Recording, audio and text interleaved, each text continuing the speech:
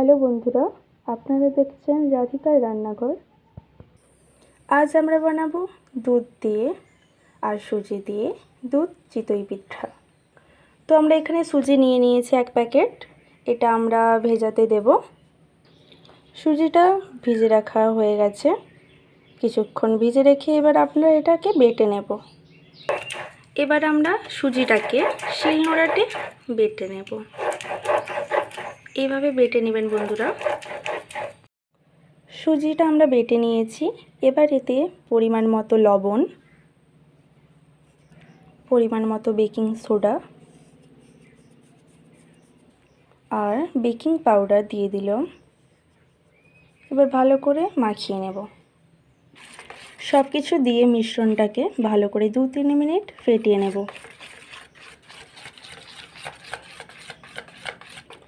2-3 minute ফেটানো হয়ে গিয়েছে। এবার আমরা এটাতে নারকেল কুড়ো দিয়ে দেব।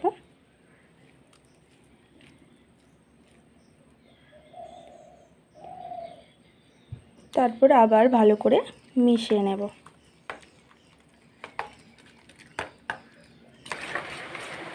আমরা ভালো করে মিশিয়ে নিয়েছি। এবার আমরা কড়াতে তেল দিয়ে গরম করব, করে একটি একটি করে পিঠাগুলো দিয়ে দেব।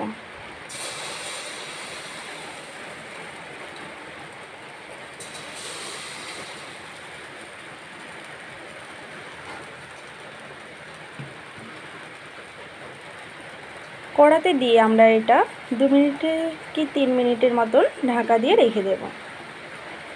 গ্যাসটা মাঝারি থেকে লোতে রাখবেন। 3 মিনিট হয়ে গিয়েছে। এবার আমরা ঢাকনাটা সরিয়ে পিঠাগুলো দেখব। দেখতেই পাচ্ছেন পিঠাগুলো হয়ে গিয়েছে। এবার আমরা একটি একটি করে তুলে নেব।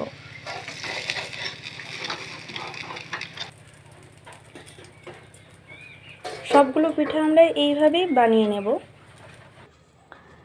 পিঠাগুলো সব তৈরি হয়ে গিয়েছে, দেখতে পাচ্ছেন।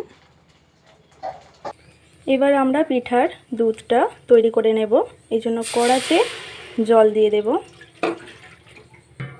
2 গ্লাসের মতো। জলে আমরা আমুল দুধটা দিয়ে দেব।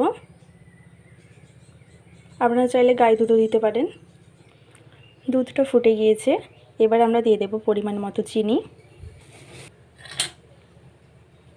এলাচটা আমরা গুঁড়া দিচ্ছি, আপনারা চাইলে গোটা এলাচও দিতে পারেন। এবার দিয়ে দেব নারকেল কুড়া।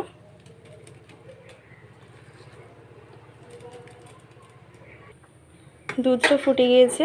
এবার আমরা এটাতে একটু একটু করে পিঠাগুলো দিয়ে দেব।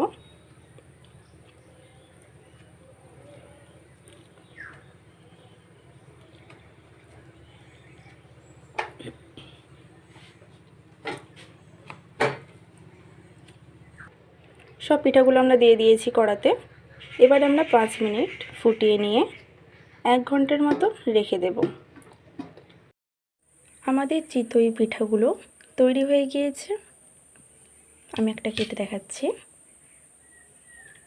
দেখুন কতটা নরম হয়েছে, দেখতেও অনেক সুন্দর হয়েছে। এভাবে আপনারা সহজেই বাড়িতে বানিয়ে নিতে পারেন।